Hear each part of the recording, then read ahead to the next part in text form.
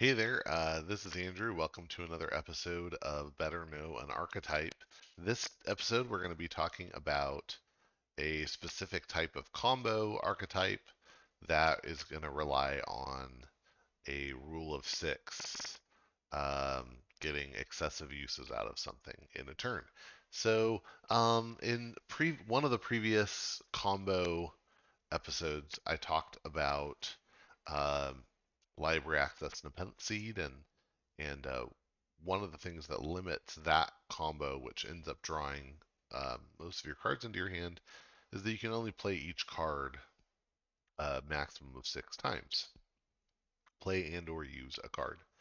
So, for example, if you have 3 phase shifts in a library access dependency deck, it's not necessarily that much better than having 2 or maybe even 1 because you can only play phase shift 6 times total, even across 3 copies of it.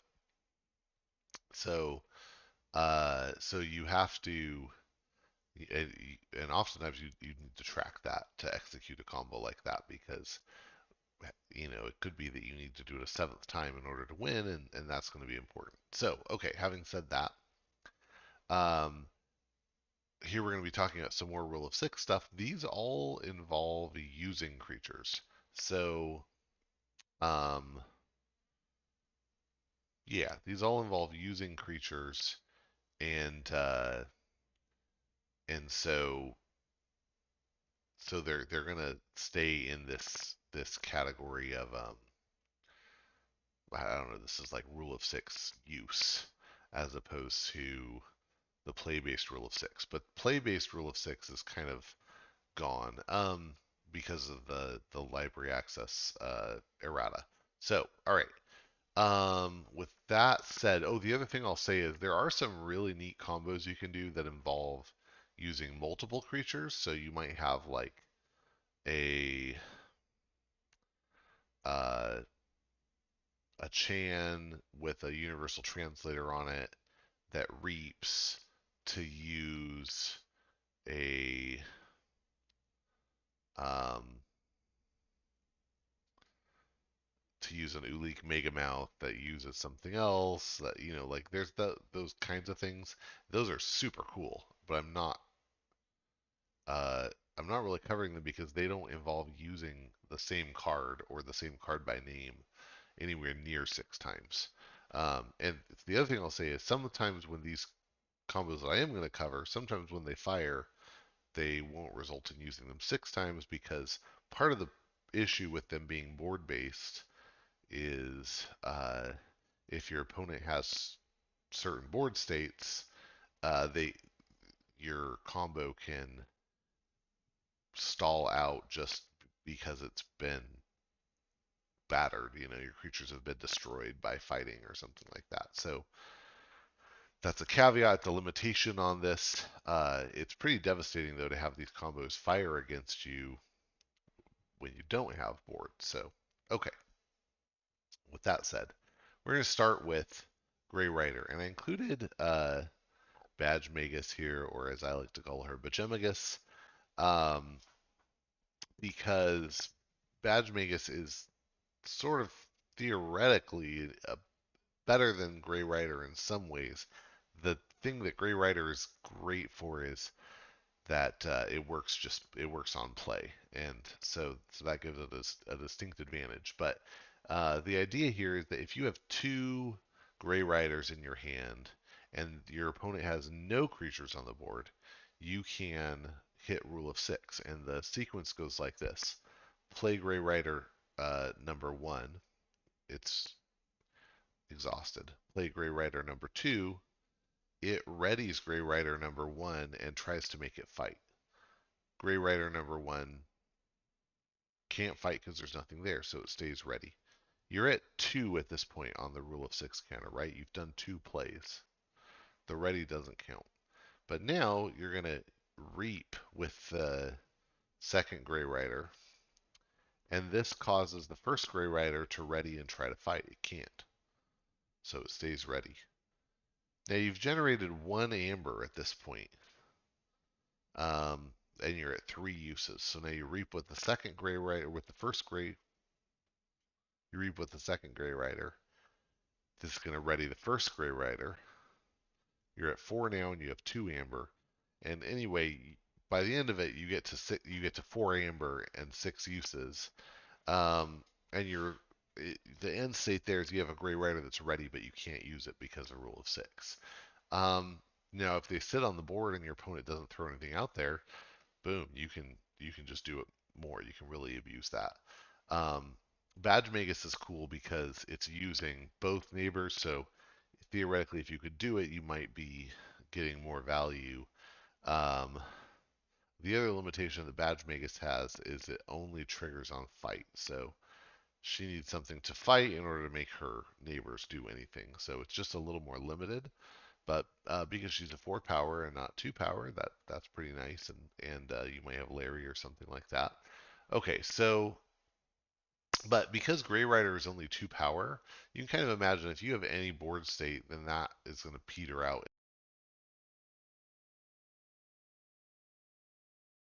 unless your opponent like has something that they can do like with the first Gray Rider play that's going to mess it up. So anyway, but when it happens, it's really cool. And decks that have 3 or more of these, it's a common. So decks that have 3 or more of these can really go crazy if they get those with you not having a board. Okay. Um, so that is Gray Rider. Let me go on to the next one. And this came out in the same set. Gray Rider came out in AOA, but came back in Mass Mutation. Um, Drummernaut came out in AOA and has only ever existed in AOA. And Drummernaut is a pretty cool creature. It's been errata, but it says return, play, fight, reap, return another friendly giant creature to your hand. So um, okay, that's a cool effect. Well, what other giants might exist? Well, here what I'm searching for is 2 Drummernauts and 2 Ganger Chieftains, and you get that Ganger Chieftain in there. What happens is uh, you play the Ganger Chieftain next to the Drummernaut. It lets you fight or maybe reap with the Drummernaut, and then the fight or reap effect of the Drummernaut lets you return the Ganger Chieftain back to your hand, and then you can play it again to use the Drummernaut again. If your opponent doesn't have a board, then it goes something like this: play Drummernaut. I'll try to do it this way: play Drummernaut once, play Ganger Chieftain once. It readies the Drummernaut.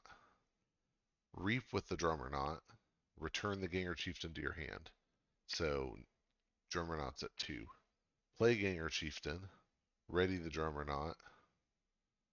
Reap with the Drummernaut. Return the Ganger Chieftain. Play the Ganger Chieftain a 3rd time, and so forth. And you can get, if you play the Drummernaut that turn, that's going to count for 1. So you can end up getting 5 amber out of that in 1 turn, which is pretty good. So you can really go crazy. And if you're doing other stuff, it just all adds up um, pretty fast. Now you only need 1 Ganger Chieftain and 1 Juggernaut for this to work, but because they're both commons, it's fairly common to get multiples. Here's a deck that has 2 of one and 4 of the other. That's pretty crazy. And a little underappreciated in my book is using Juggernaut to return Bramo as well. Just depending on the situation, sometimes that can be even better, um, but oftentimes you can do something like do the Ginger Chieftain a bunch of times, fighting the Juggernaut into elusive creatures or whatever, um, and then the last time you would use Juggernaut, instead of returning the Ginger Chieftain, return the Bramo and play it a second time. So there's cool stuff like that that you can do with Drummernaut and Ganger Chieftain. So that's a fun combo. And yeah, like I said, if your opponent has no board, boom, you have hit rule of 6.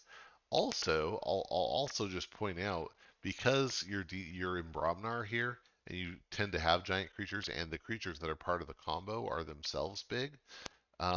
This tends to be a little better than Gray Rider at like plowing through a little bit of board on the other side to break out into being able to just do the Reap combo, which is nice. So, okay, that's Ging or not. or drummer chieftain or whatever you want to call it. I call it gang or not. Okay, and then the last one I'm going to cover here is one. This is an insane combo, and here what we're searching for is Cincinnatus Rex and Golden Spiral, really. Although I included Legatus Raptor in the search because it's theoretically possible to do it with Legatus Raptor. Let me it's better with Golden Spiral. So the the two parts of the combo here are Golden Spiral, which is an artifact that says action, exalt a friendly creature, ready and use that creature. And then Cincinnatus Rex, who is a rare card, a rare 6 power, 4 armor dinosaur soldier, who gets destroyed if there are no enemy creatures, but says fight, you may exalt Cincinnatus Rex. If you do, ready each other friendly card. And so the sort of core loop here of the combo is you have a ready Golden Spiral, you play Cincinnatus Rex, you action the Golden Spiral to fight with Cincinnatus Rex. You do so, and then you exalt the Cincinnatus Rex again, and you ready all your other creatures. And that includes the Golden Spiral. So now you can um, so you've just fought with Cincinnatus Rex, but the Golden Spiral is now ready again, and you can do it again. Um, so where this combo can fall off a little bit is it really depends on being able to keep fighting with the Cincinnatus Rex. If you blow up your opponent's board, it's going to fizzle a little bit. And also, if you blow up the Cincinnatus Rex, it's going to fizzle a little bit. However, a 6 power 4 armor, that's pretty large. Um, and the really crazy part here is that yeah, you're getting the use of Cincinnatus Rex, but if it were a rule of 6, have to fight every time, I would be a lot less keen on it. But part of the thing is you're readying all your other creatures. So a if you have, three Tricerian Legionaries, a Ludo, and a Brachus, or let's say you have a Philophosaurus, holy cow, then you're getting to reap with Philophosaurus like 5 or 6 times on this turn, and so you get to rule of 6 with your Philophosaurus, which is really good. I mean, getting to add 5 cards, 5 or 6 cards to your hand, archive 5 or 6 cards, and discard 5 or 6 cards I mean, that is insane. Getting to sift through 15 or 18 cards is totally in a turn is totally crazy. So, so that can be just a really really nice effect. Um, so yeah, and there's other creatures that work well too, right? Like Ludo makes it so that if you do blow up your Cincinnatus, it doesn't help your opponent. In some cases, you could be generating twice as much amber with a Quest or Darda. Um, just there's good stuff that could be happening here. Yeah, but again, that core loop is kind of you need something that will let you ready and use the Cincinnatus Rex, and then you need other things for it to use. Now, you can do this with Legatus Raptor in place of the Golden Spiral, but it's a little more fragile because Legatus Raptor is a 4 power creature with 1 armor. So unless your opponent just has a board full of elusive, um, that's going to peter out pretty quickly. Um, there's an additional, okay, so I'll show you some degenerate stuff. So first, I'm not going to show you this, but I have seen a deck out there, and I know there are more, that have Cincinnatus Rex, Golden Spiral, and Livia the Elder. And what Livia the Elder can do is turn your fight and reap effects into fight/reap effects that can trigger on either. And so if you take this Cincinnatus Rex fight ability and turn it into a reap ability, things get way crazier because now you don't even have to worry about the opponent's board. You're just doing your rule of 6 thing, reaping with all your creatures. Um, Here's another. This is a deck of mine that has kind of a degenerate setup here, and this actually uses a, some cross-house combinations, but it works pretty well because mostly because it has 3 Ganger Chieftains, and so those are reliably available. But in this combo, we rely on Compsos Haruspecs, which turns creatures' play effects into play reap effects. And so that means that Ganger Chieftain now, if it reaps, can ready and fight with the neighboring creature.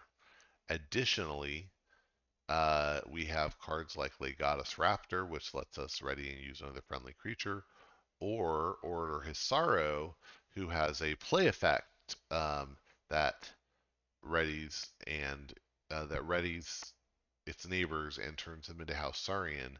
And so if you turn that into a reap effect, you can do crazy stuff. So the real loop here is to just have a Ganger Chieftain on the board, have a Compsos Haru specs on the board, and play the Orator Hisaro next to the Ganger Chieftain. When you do that, it's going to ready the Ganger Chieftain, and the Ganger Chieftain can fight something. Um, and then, but if there's nothing to fight, then what the Ganger Chieftain can do is it can reap, because it stays ready, and then you reef with it. And when you reef with it, you ready your Orator Hisaro. Now, remember, theoretically, there's nothing to fight here, so the Orator Hisaro just stays ready. And now we can reap with the Orator Hisaro and ready the Ganger Chieftain and the other neighbor of Orator Hisaro again, and so forth until we hit Rule of Six. Legatus Raptor and Golden Spiral just give another extra little kickstart in there, so that if there is like a need to fight with something, we can kind of get back into the loop with either Golden Spiral or Legatus Raptor. Yeah, so that can be pretty crazy. Now, this deck, for example, doesn't have great Amber control, so if you pull that combo off and have, suddenly 18 Amber sitting on your creatures, there's a Ludo, but other than that, you might be in trouble. Um, so that can be a fun thing that can happen here. But um, anyway, but it is possible to. It's not even really rule of six because you're really hitting rule of six with three separate creatures in the combo. But it's very fun. And then the last thing, and this is a lot harder to get to actually rule of six, but it's not totally impossible. Um, and that is Brainstem Antenna. So Brainstem Antenna just wants you to have a lot of Mars creatures in your hand, and you play the Brainstem Antenna on a non-Mars creature, and suddenly it becomes Mars and it readies itself when you play a Mars creature.